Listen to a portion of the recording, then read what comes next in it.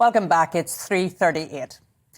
Earlier this week, we saw images of Sir Keir Starmer being heckled by protesters, with some reiterating the claims made by Prime Minister Boris Johnson regarding Keir Starmer's role in failing to prosecute notorious sex offender Jimmy Savile. These protesters, which included Piers Corbyn, also had anti-vax views expressed. With political tensions therefore at a high, we're asking, how do online conspiracy theories sow discourse in politics? Delighted to say that joining me now is the CEO of the Centre for Countering Digital Hate, Imran Ahmed. Imran, you're very welcome to the show. Obviously, this is an issue that continues to grow, not just for those of us in public life, but worryingly for young people as well. Can you tell our viewers what you're doing in your centre? Well, we've been set up for some years now to look at the way in which misinformation and hate narratives have been moving from the fringe to increasingly the political mainstream. And one of the main conduits of that shift is social media, which is an area that has fewer rules. And in fact, the enforcement of the rules that there are is very poorly done. So what you've seen is the rapid malignant actors being able to spread misinformation, being able to spread the precursors of hate, to normalize some of these ideas, which is incredibly dangerous.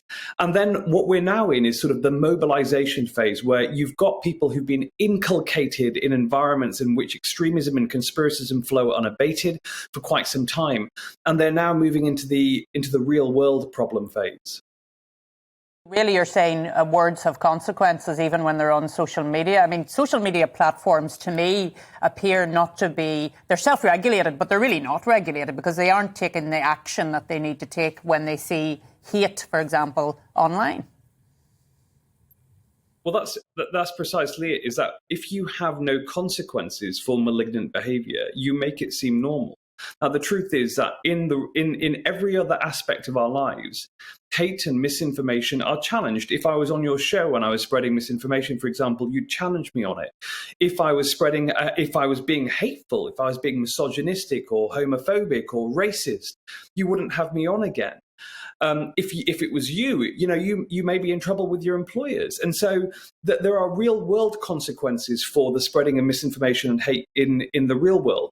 Online, though, on social media platforms, not only do they not enforce it, here's the really pernicious thing, and this is what we found from the Facebook whistleblower Frances Haugen, was that actually Facebook and the other platforms know internally that their algorithms, as a byproduct of highlighting the most exciting and engaging content, end up actually promoting and amplifying hate content. So on those platforms, it's advantageous to be conspiracist, hateful, controversial, rather than amplifying, say, the decent majority of us who just row along quite well.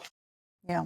And I mean, one of the issues that I sometimes campaign on, Imran, is around the anonymity piece on Facebook and Twitter. If you're putting on an advertisement, as I understand it, you have to give two forms of identity to put that ad up on social media. But anybody can set up a Twitter account and you don't know who they are, and they can then engage in some of the most vile abuse towards people.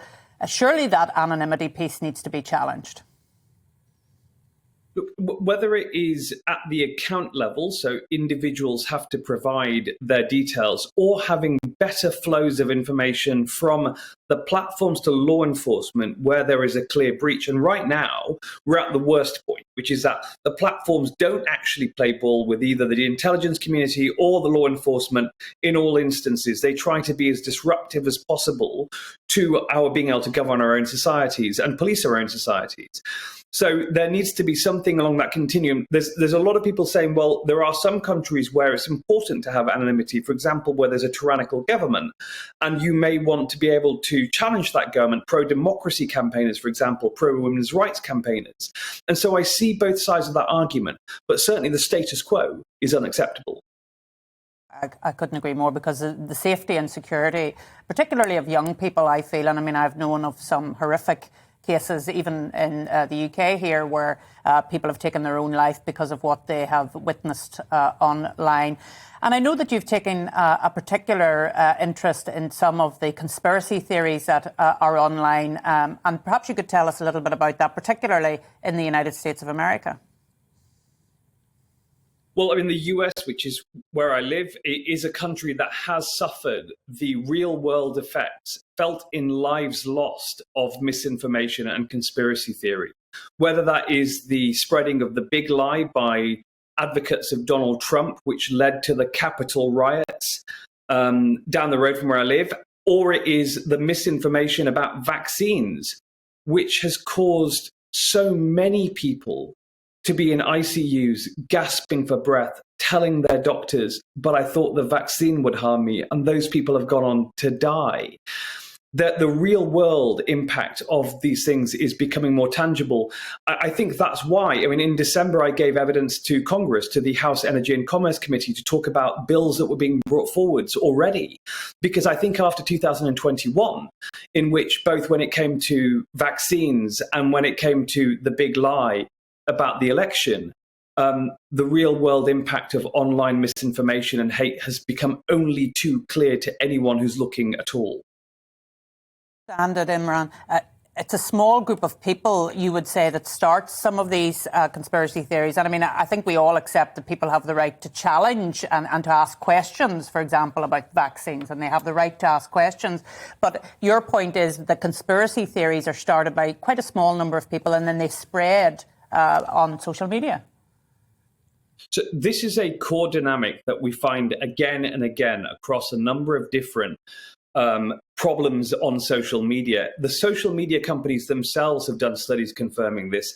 There was one just out the other day showing that just a few thousand commenters control the algorithm for Facebook because they post so many comments and they add so much to the interactions that are seen on that platform that they actually weight information on those platforms towards bad information, not good information. And I think that's the key there, is that these platforms are not free speech platforms. They decide what you see. What you see is actually decided on what's most in their interests. It's not even about what you're interested in.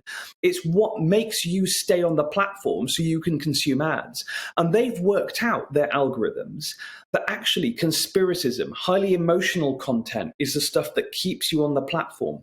We've got a study called Malgorithm, which looks at the algorithms that underpin these platforms. And what we showed was that on Instagram, if you follow wellness, it gives you anti-vax. If you follow anti-vax, it gives you anti-Semitism and QAnon. If you follow QAnon, it gives you anti-vax and COVID disinformation.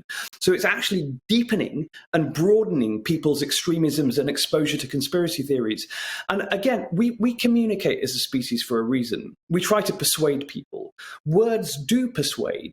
And people who are persuaded of fringe conspiracy theories and told that the world is collapsing around them and they need to do something, they might end up doing something terrible.